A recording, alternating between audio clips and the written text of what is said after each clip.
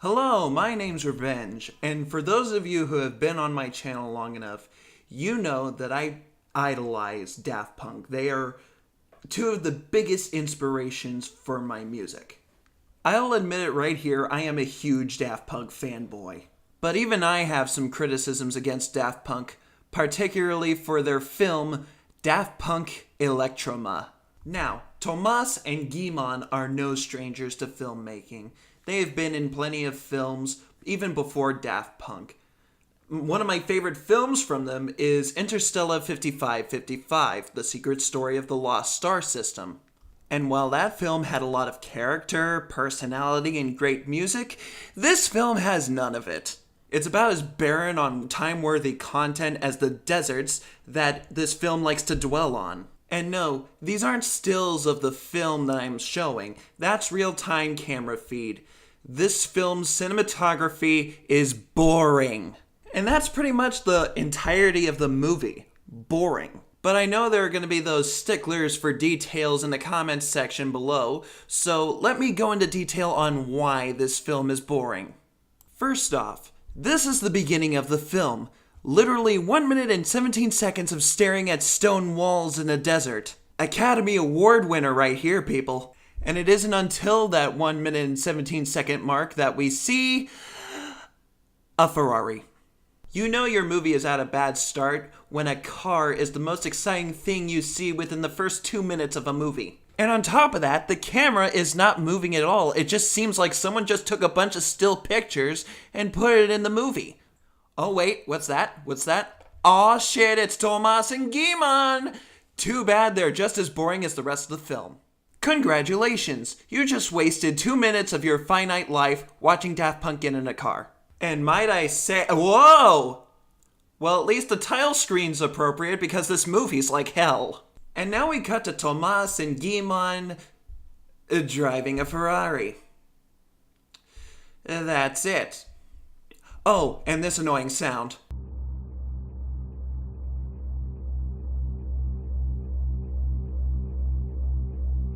Hope you like moments like these because the movie's full of them.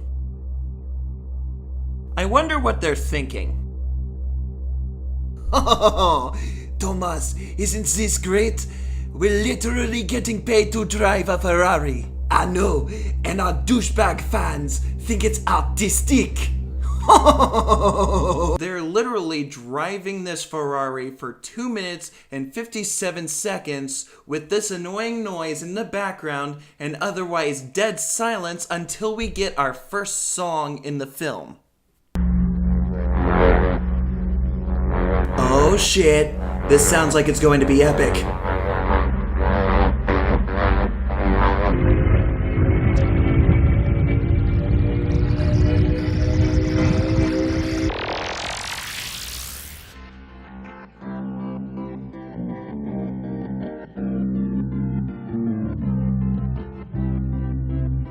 Wait, what? What? I'm not hearing this correctly. This isn't Daft Punk. It's just some random washout rock track that nobody even cares about anymore.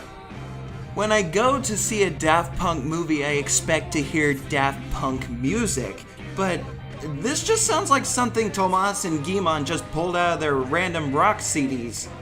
I mean, the song itself isn't bad, it's actually pretty good, but it's just a huge letdown. I mean, this was released during the Human After All era, so Daft Punk could have easily integrated the Human After All album into this. As a matter of fact, some fans have actually done re-edits of this film with the music, and it actually makes the film a bit more tolerable, but doesn't completely save it. After 3 more minutes of awkward silent car driving, we happen upon a village of other Daft Punks? I'll give the film credit here. This is actually a fairly interesting scene. This actually helps build the world and the setting for the film. It also pulls us away from those drab, boring deserts. But don't worry, it won't be long before we go back into the deserts. Trust me. Let's proceed to take a tour. If you turn on your left, you can see that the Guy-Mans of this world are the white people. Back in my day, we used to store our porn in our floppies, and I'm not talking about our wieners. I am so glad our parents accepted our marriage, big brother. It was never a problem, sis. We live in the South after all, and we're part Japanese. After the only good scene in this movie, Daft Punk arrives at this mysterious station. Gotta show off those jackets. And we enter what is easily one of the film's worst scenes ever. This. Yes, this.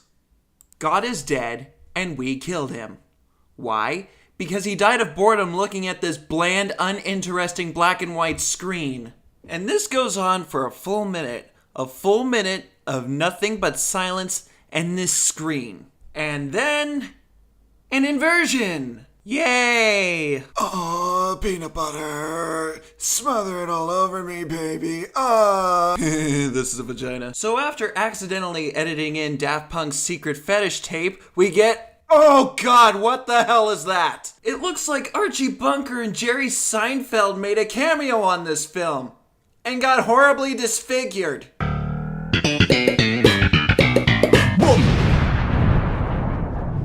We soon find out that our heroes of Lovecraftian nightmares are not taken too kindly by the locals because they look like they're humans. Or maybe because they look straight up terrifying. Eventually they come across this kid who's holding an ice cream and understandably drops it after shitting his pants in fear. What shall we do with this one, Thomas? We shall sacrifice him to the old ones, so they may begin the ritual of summoning Cthulhu. Hey, that's actually kind of funny. It's actually making their faces even more...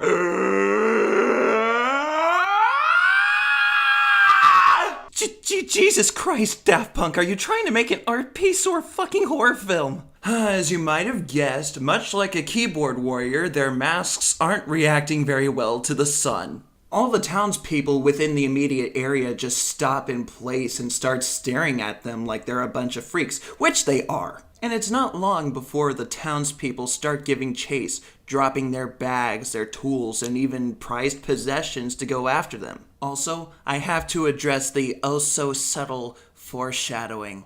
Fire! For some reason, Daft Punk thought it was necessary to put in a bunch of random clips of fire burning as a way to foreshadow the end of the movie, which I will save until I get to it. Anyway, back to the movie.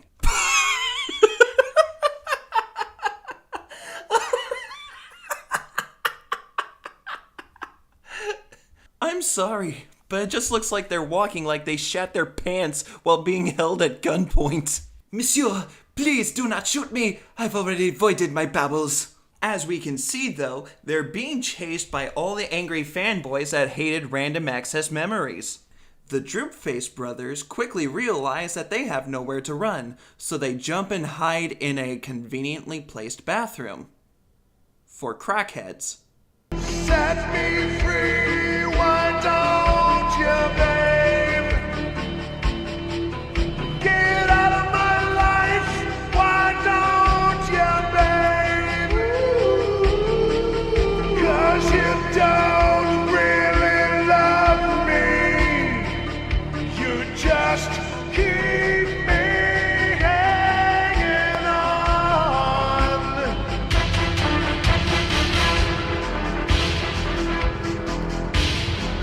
Now this is where the movie really starts to suffer. They're literally just standing there staring at each other and not even saying anything. They're just sitting in a crackhead's bathroom like, hey, what's up? And the only thing you hear is more music that isn't Daft Punk. For a movie that's supposed to be about an electronic musician duo, there's surprisingly very little electronic music in this. And the light is flickering on and off so much that you can barely see what the hell is going on. Like, what the hell am I looking at?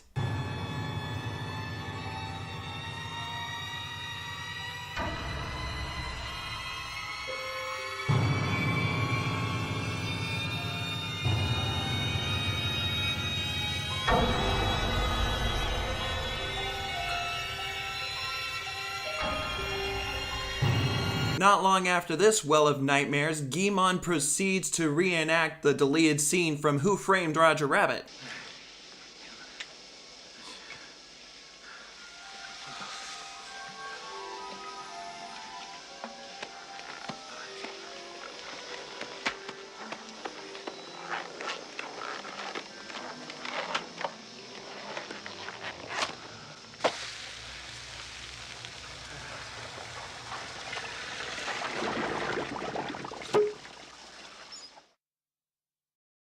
And soon after, they clean themselves up and head out into the desert. No! Fun fact, when this premiered, virtually the entire audience left when they came upon this scene, because this scene is 14 minutes long. No dialogue, no music, nothing. Just Daft Punk walking in the desert. What the hell were they smoking when they made this film? Trees. There is this thing called cutting footage. You don't have to put in every second of recorded footage into your film. This is boring. It's just boring. Interstellar 5555 worked without dialogue mainly because the characters' emotions and the music did the talking for them. There is nothing that makes me even remotely attached to these characters whatsoever. These characters can't facially emote, mainly because they're wearing masks that hide their face. And they don't bodily emote. As a matter of fact, the very minimum amount of body movement is in this film. It's either walking or staring or standing. Nothing like pointing, moving arms up and down, or anything like that. If you think this was the worst part of the film, you're gravely mistaken. This movie goes quickly from being boring to being cringe. Guimond, I cannot hold these feelings away from you any longer. Let me strip for you, take off my jacket, and expose you to my bodysuit. What are you, gay? After Guimond rejects Tomas's advance of romance, Tomas immediately regrets doing it and adopts the religion of Islam. Allah Akbar! One eternity later. After Guimond pulls a Moses in this film, he realizes that Judaism is for the birds and he tries to pull an Islam on himself. But unfortunately, those pesky suicide switches are too far up on his back. Look at this dude. Wait till you see the. No, no, no, no.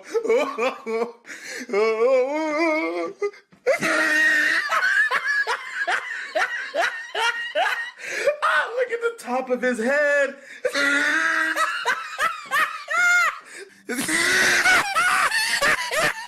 Looks like a gorilla brush. Oh my goodness.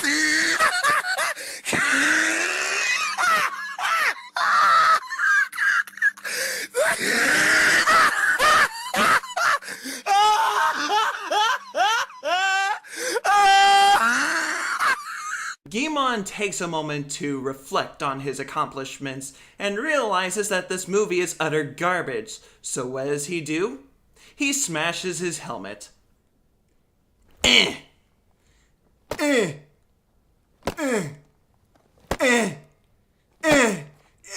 Gaming smash! And like any hopes and dreams of this film actually being good, the helmet is shattered. Oh, and you know that thing that the film has been alluding to with all that fire since the beginning?